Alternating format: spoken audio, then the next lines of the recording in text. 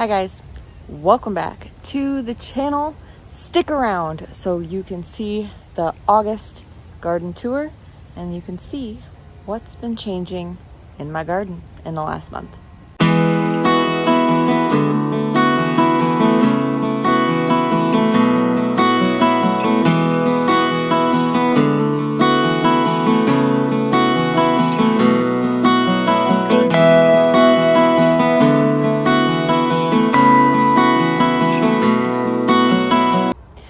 Well, as you can see, we are having another garden tour here on the channel. If you guys are here to watch, just know this is typically a bit longer than most of my videos. So if you stick around to the end, I truly appreciate it. We are actually going to be starting on the side of the house today. And as you can see, there isn't much over here. I harvested my onions. I will show them to you in a minute. I still have a Brussels sprout that I need to pull out over there. It's been hiding with the blackberries and I haven't wanted to get in there and just pull it out. So it's still there. It's fine. It's not doing anything. It's not hurting anything.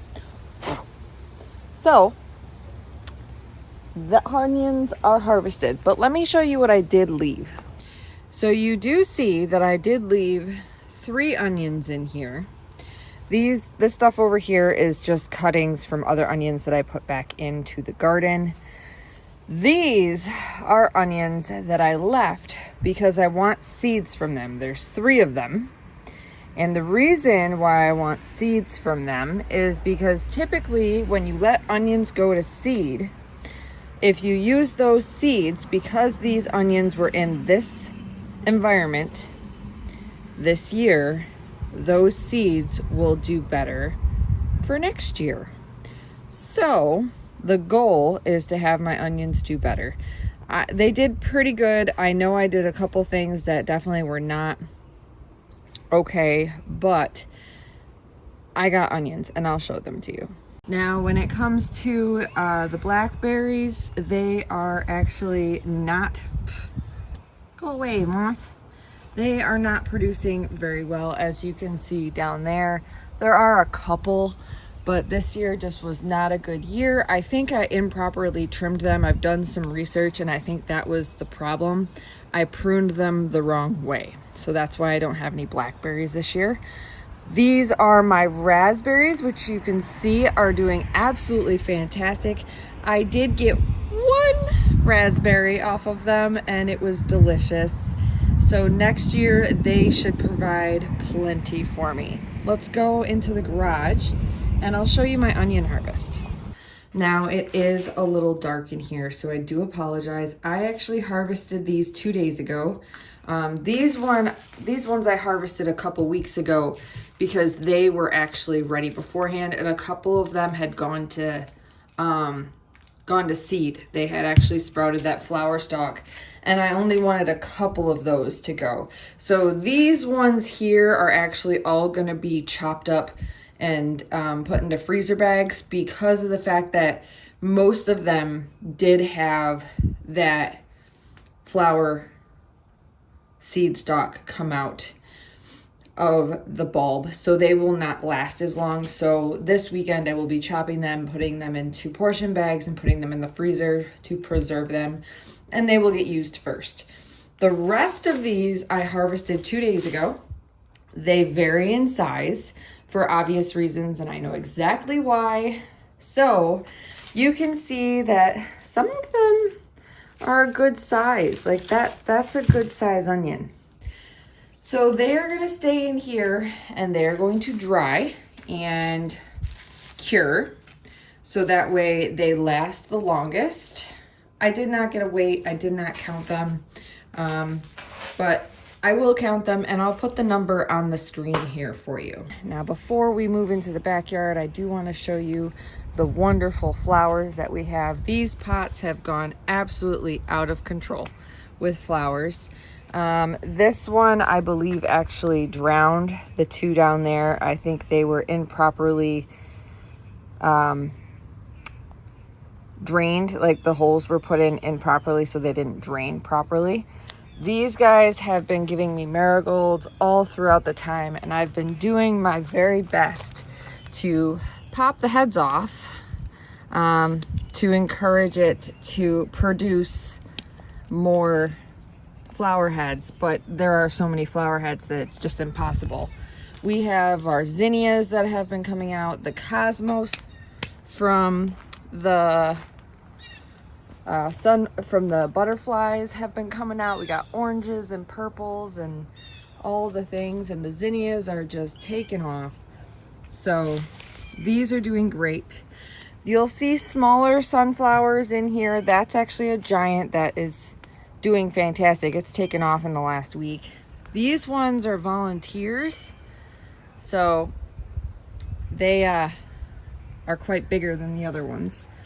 But all these other small sunflowers are the ones that I started from seed.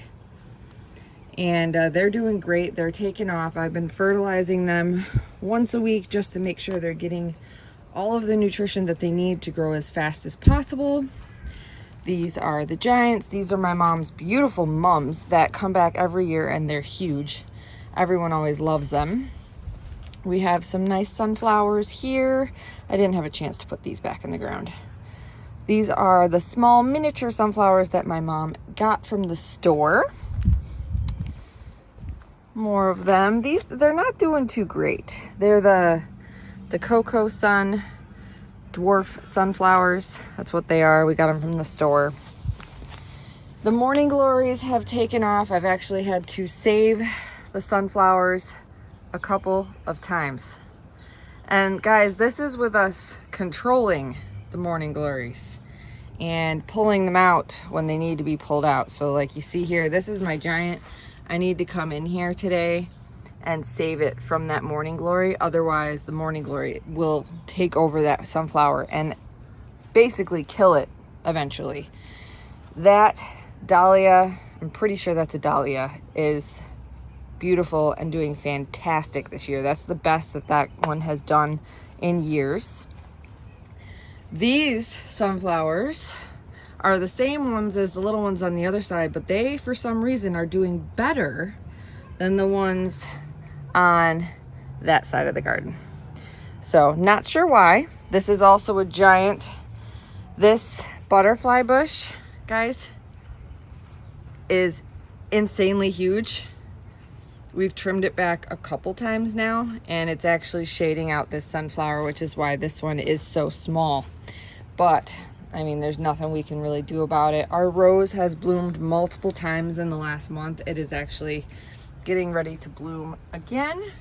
But that is our front flower garden. We are going to meander our way to the backyard for the veggies and more sunflowers. All right, guys, we have made it to the backyard. I am actually going to go over to the smaller portion of our garden and kind of talk to you guys a little bit about that, because we have struggled quite a bit this year with pest pressure, and I think we might actually be downsizing our garden a little bit next year for time purposes. And we've noticed we're not eating things that we're planting, so we need to prioritize what we are eating and what we're not eating. Ooh, I see some things to harvest. Oh my goodness, it's exciting. All right, so let's take a look at what we have out here, and then we will move to the bigger garden. So over here we have our green beans, and honestly, I'm a little disappointed with the harvest that I got from my green beans this year. And I know why I had such a small harvest. I only got, maybe 3 or 4 bunches out of all of these green beans. There's 2, 4, 6, 8, 10, 11. There's 11 bush plants here, and there are some green beans on them, but they are all deformed, and it's the end of the life of them. I don't even see any flowers on. I see flowers on one of them, 2 of them, but it's not flowers like I had before. It is getting to the end of their time. Could I plant more beans, because beans do produce quite quickly? I could, yes. I do like the, I think it's called Camilla green beans better than the other two. I think it was Contender and there was one that started with an I. So I have Contender and then one other one. I preferred the Camilla. I'll put the names on the screen. They stayed more on the slim side, which is what I prefer. Even if I missed a couple days of checking, I still had plenty. But like you guys know, I did have quite a bit of slug pressure and they ate. You can see I have a whole bunch of empty spaces out here from where I was supposed to have more beans, and they just didn't come up. So the beans are basically done for the year. The ones that are left on the plants, I'm actually leaving to collect seeds from. I want them to dry on the plant and finish on the plant, so that way I can get some seeds, because not a lot of seeds come in the packets. Now, another pressure point that I had this year was actually with the cucumbers. So my silver slicer cucumbers I had quite a bit of trouble with, because I started them in the ground for the most part, because they didn't come up in my trays. And then when they came up out here, they were instantly devoured by slugs. So it's one of those things where I struggled with that. I have gotten one cute silver slicer cucumber, and we are now harvesting our market cucumbers. And I see like 2 or 3 on here that I can actually come out here and harvest. So we got that guy right there. There's one right there that's probably ready. He's just a little short. There is another one on the other side that I saw. Yep, he's right there. He's ready to come off. So we are definitely getting cucumbers. The silver slicers are producing. They are just taking a little longer. So there's a silver slicer. There's flowers everywhere. There's a silver slicer. So it's just a matter of time before I get silver slicers. The markets have taken over. So the markets are over here. Let me zoom back for you. Markets are over here, and they come up and over. So I've been helping them go where I want them to go, because they don't need to be just willy-nilly doing whatever they want. I've been weaving them in and out to kind of help them stay where they are. And I do have, as you can see down here, more silver slicers coming up here, as well as a little guy right here. These are the ones that I started later because I wasn't getting any. And over here is what we're gonna see of, we must have had, yep, we had an animal in the garden, it looks like, that stole a tomato. So we're gonna move on to the tomatoes. Here's some more beautiful zinnias. Absolutely beautiful. I'm gonna back up out of the garden so you guys can have a little bit of a better view. These are, I'm gonna go on the other side as well, the tomatoes, and they are doing great, minus the fact that it looks like we had someone come steal a tomato. So I'm gonna have to throw that back in the woods and just let them finish doing what they want to do with it. So that's that. I had a feeling one of them wasn't gonna, it might have fallen off. That might have been what happened. But this is our beautiful cherry tomato. It is doing fantastic. We've gotten tons of fruit off of it. We had a whole bunch of rain yesterday, so I'm actually, there's some stuff that's on here that's probably split. Our beefsteaks did not do good this year. That is our beefsteak, guys. There is only maybe 6 fruits on there, and we've harvested 1 off of it. And then there's 1 right there. So beefsteaks are not doing good this year. This is my golden nugget. We've gotten a ton off of that as well. So, and there's some that are getting ready to come off. Now, the tomatoes, the cherry tomatoes this year are doing better than the beefsteak tomatoes. The beefsteak tomatoes have been seriously struggling. So let me know down in the comments if you guys have been experiencing the same thing. But look at these. Look how those are beautiful. Those are the golden nugget cherries. And then we have our volunteer potatoes in here. So yeah, those will have to be harvested soon. We'll see. They're not really dying back. They're flowering. This is the second time my potatoes over here have flowered, so I don't know what's going on. I always have this problem with my potatoes. They flower twice. So here you guys can see my beautiful sunflower garden. They are doing fairly well, considering. They are growing quite quickly. I've been fertilizing them extra and making sure that they are doing okay. A couple of them I've had to stake. I'm still dealing with slugs. I put the slug bait down a couple times actually, and I'm still dealing with slugs, so I'm not quite sure if it's working. I've been putting coffee grounds down and all of that, but I have had loss in my sunflowers. I have lost 3 sunflowers back here because of the slugs. This side in particular, I have made a decision. This side will not have sunflowers next year. You can see the difference. These sunflowers are struggling. These sunflowers over here are not struggling. They are doing fantastic. They are getting more sun than these sunflowers. These sunflowers, if this tree was not here, this humongous tree, they would do great, but they just get too much shade from this tree over here, and I think that is what is causing them to struggle, because all of the morning sunlight that they would get would actually be perfect for them, but this tree blocks it.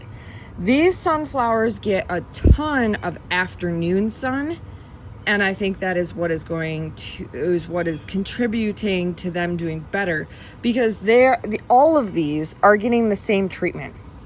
So the only thing that I can see that is different is the amount of sunlight.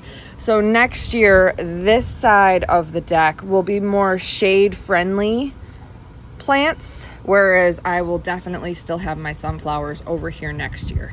So far so good. You can actually see here, this is proof of slugs. I actually pulled a couple off of the geraniums the other day, and you can see in here I also have Johnny jump ups. There are weeds, like those are weeds, but I do have Johnny jump ups coming up in this garden, as well as grass. I got to get in here and weed a little bit. But I did lose some sunflowers, and there is still evidence of slugs, but now that these are bigger, they are surviving much better. We are now moving over to our potted tomatoes, which that humongous giant thing, that is my regular cherry tomato. It is killing it. It is doing fantastic. I still have to come out here and trim it because it is still shooting off all these things. Look at this. Like, I had to go out and buy bamboo stakes to put into the ground to hold up these branches because it's going insane.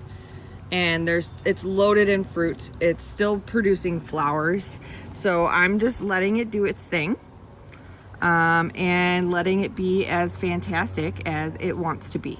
So that is my monster of a cherry tomato. My cherry tomatoes always get huge. I am still pulling volunteer cherry tomatoes from this area where it doesn't get mowed, which next year it'll probably be mowed. This is probably going to turn into grass by next year.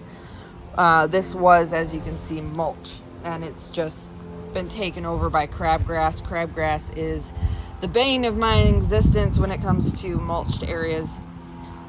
But cherry tomato is doing fantastic. I don't see any volunteers right now. I think I just pulled a couple out the other day, so This is our beefsteak. This beefsteak is doing better than the other beefsteaks, surprisingly. So I'm actually highly impressed. My potted tomato plants are doing better than my tomato plants in the ground. So this guy is loaded with fruit. We have harvested 2 tomatoes off of this plant, and the others are in the process of blushing. Like there's one right down there. This is the golden nugget cherry tomato, and this guy is struggling with just pressure. It's not happy, it's not strong, it's producing lots of fruit again. It's looking much better. It doesn't look depleted in any way, but as you can see, it is getting some disease from all of the humidity. We have been like almost 80% to 100% humidity in the last month, and it's definitely showing on that particular plant. So my green stalk has basically, I've just let go to flower. All of my basil, the main reason I plant basil is for the pollinators. The pollinators love the flowers. So I just loaded that up with my basil and just let it go to flower, and they are loving it. I threw marigolds in there that I didn't have space for. So that's just what that is. And now we are going to move over to our carrots, which are the bane of my existence, because no matter what I do, I'm not getting carrots. I think I see one that might be good to pull, but I am going to be looking at these later today and pulling them. I tried pulling them 2 weeks ago, and then 2 weeks before that, and I just have these little itty bitty tiny carrots. So I don't know what's going on. It could have been the potting mix that I put in there, but I don't know. I never have luck with carrots, so at this point, I just don't think I'm gonna try to grow carrots anymore. I'm not gonna waste the space. That has been my conclusion. We are now in the pepper department, and you are going to see that a lot of my peppers are laying on the ground, and that is because they are loaded. And I don't have enough stakes to stake them, and I don't have the money to go out and buy stakes. So I am just letting them be, and when I harvest from them, I will just gently move the plant around and harvest from them. But you can see here, I am loaded with California Wonder bell peppers, loaded. And then over here I have my Tangerine Dreams, which are all finally starting to ripen. I actually have to come in here today and pull a couple. Now, I completely understand this is not a good situation. This is going to cause my peppers to be eaten by pests and bugs. I completely understand that. Last year we did not have this abundance of peppers, and our peppers did not fall over. Like you can see this guy, he's not falling over. He has peppers on him. We've actually harvested 2 peppers off of this plant, and all the other ones are still growing. I understand this is not ideal. Guys, trust me when I say this hurts me, seeing my plants on the ground like this, because I know I'm gonna lose harvest, and I've spent a lot of time in my garden. But I have no control at this point. My funds are very limited. If you don't know, I am not making money off of YouTube. So I'm not monetized yet. I hopefully will be monetized by the end of the year, but I'm not counting on it. You don't make much money with YouTube anyways. It's, at least when you don't have a lot of subscribers and views, you don't make a lot of money. It's literally pennies. So just know that seeing my plants laying on the ground like this, even though they are healthy, it hurts me because I know I'm gonna lose harvest. So as I see things ripen, I come out here and harvest it as fast as I can to prevent the pests from eating my vegetables. The jalapenos, as you can see over there, are also loaded with jalapenos. We have actually given away some jalapenos because we have so many, which is fine. We're not worried about being overflowing with jalapenos. We use it in our spaghetti meat sauce and all of that. So we can chop it up, throw it in the freezer, and we can use it in the future. So we are not worried about that. Now, you guys ready for this? Guess what's getting harvested today? Not all of it, because again, my potatoes are indeed shooting off flowers again. Like over in this corner, for some odd reason, they are shooting off flowers again. So most of this is getting harvested today. This over here has flowered like 3 times, and now it's flourishing with flowers, like loaded. Do you guys see this? How many flowers are on this? That right there, somewhere in there, is the fabric bag potato pot. It has not completely died back. It's flowered about 3 or 4 times. So I have to wait to harvest that because it's obviously not ready. I have read that sometimes potatoes do flower multiple times, but I have also been told that they should only flower once. These guys here are getting harvested today. It's actually a really good day for it because it is only going to be 75 degrees. However, I am debating on whether or not I want to do potatoes next year, and I'm going to leave this garden and tell you why. There is actually a couple reasons as to why I am thinking about not doing potatoes next year. And it's not because I don't like potatoes. I love potatoes, and honestly, I would do as many potatoes as would last me the year if I had the space.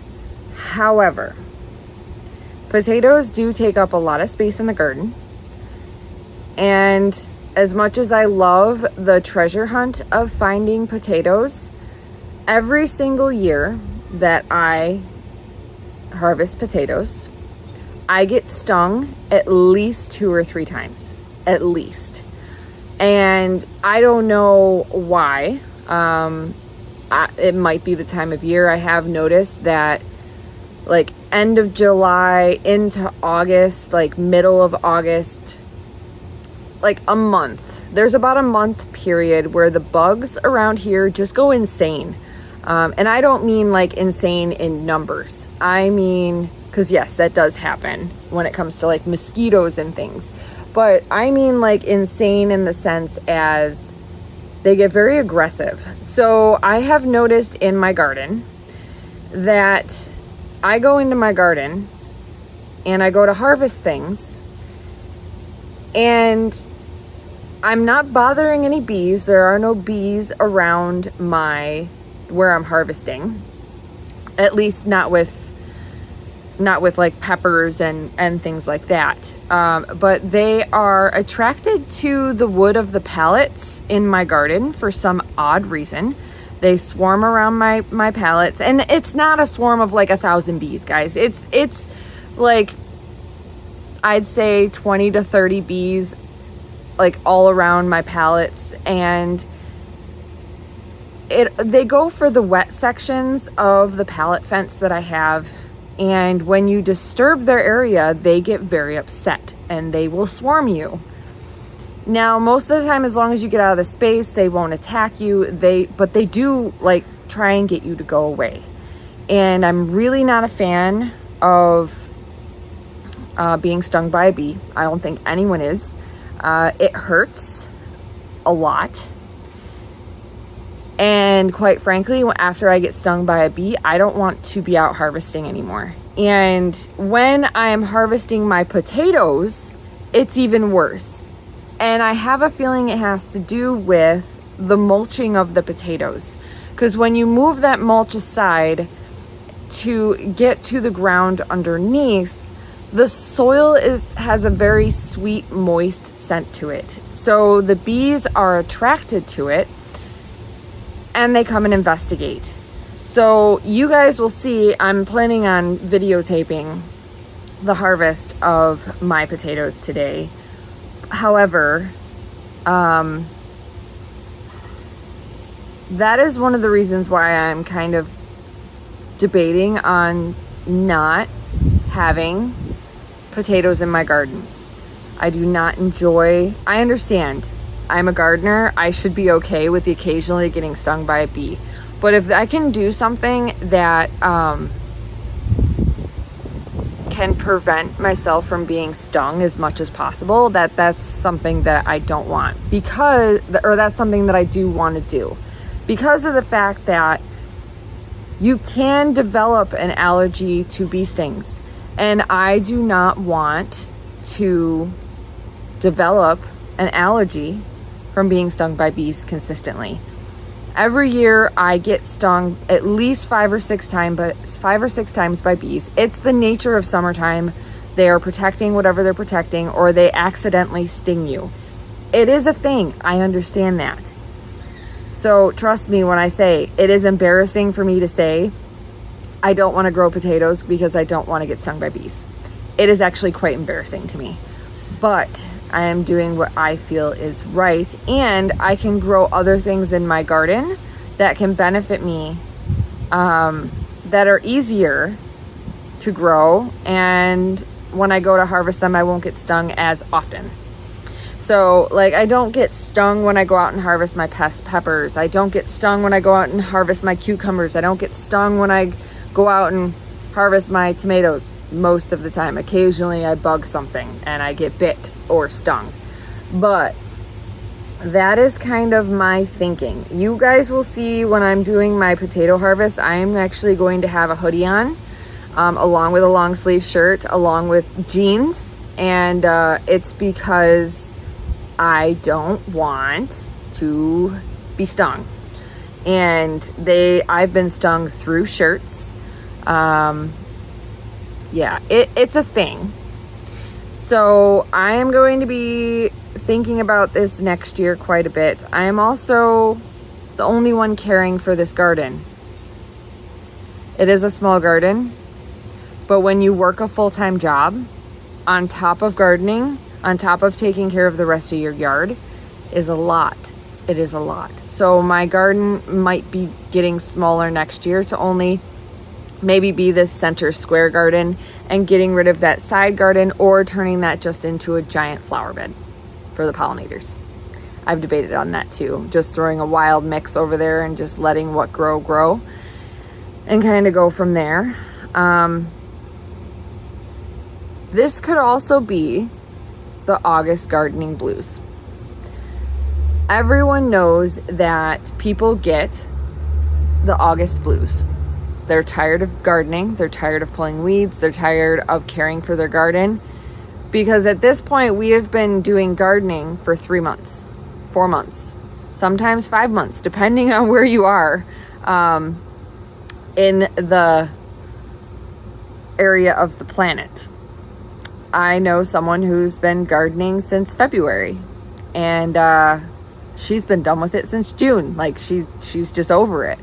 So this could also just be the August blues. It happens every year. I am tired of my garden.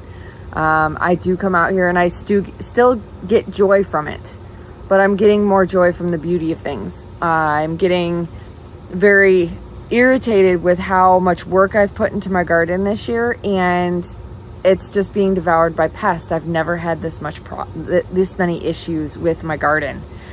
And on top of that, not being able to fix things because of my limited funds. So like my peppers, that hurts me, seeing my peppers on the ground, but I don't have the money to go out and buy 15 stakes to support my peppers. Stakes are not cheap as it is. I got the cheapest ones, which are the bamboo ones, and those were still $10 for 6 of them. And the plastic green ones, they're $6 a pop. So it's just a matter of trying to figure out the best way to handle my garden in this time of the season when I typically just want my garden to be left alone and go wild and do what it wants to do and go out there and harvest what I want to harvest and let the squirrels and everything have what they want, kind of thing, which is sad because of the fact that I've put so much into this. But I still wanted to show you guys all of the things that I did with my garden, and I am very proud of my garden. I am just discouraged at what has happened and what I can't prevent because of things that I'm having struggles with, like slugs. I hate those things. So I just wanted to give you guys a look. That is the garden tour. The garden is doing amazing. My zinnias are doing amazing. Still having problems with my marigolds getting eaten alive, but it's been a good season. So I am going to now close this out. Let me know down in the comments, guys. Are you struggling right now with your garden? Are you really wanting just it to be done? The season to be done? I saw my first signs of fall. And you know, I was honestly thinking about doing a fall garden this year. And I'm tired. So I think I'm going to listen to my body and not do a fall garden and just put the garden to bed once it is done. I am ready for cozy sweaters, movies, popcorn, sitting on the couch. I'm ready for slow season. If you guys know what slow season is, because you're a fellow gardener, you know what I mean. Slowing down during the cold season is good for you. And I've had a heck of a year. So I'm ready for that slow season. I'm hoping this breeze that I'm experiencing right now helps with the bees leaving me alone. But we shall see. So thank you guys so much for watching. If you have watched this far, we will see you in the September video for the most likely the final garden tour video of the year.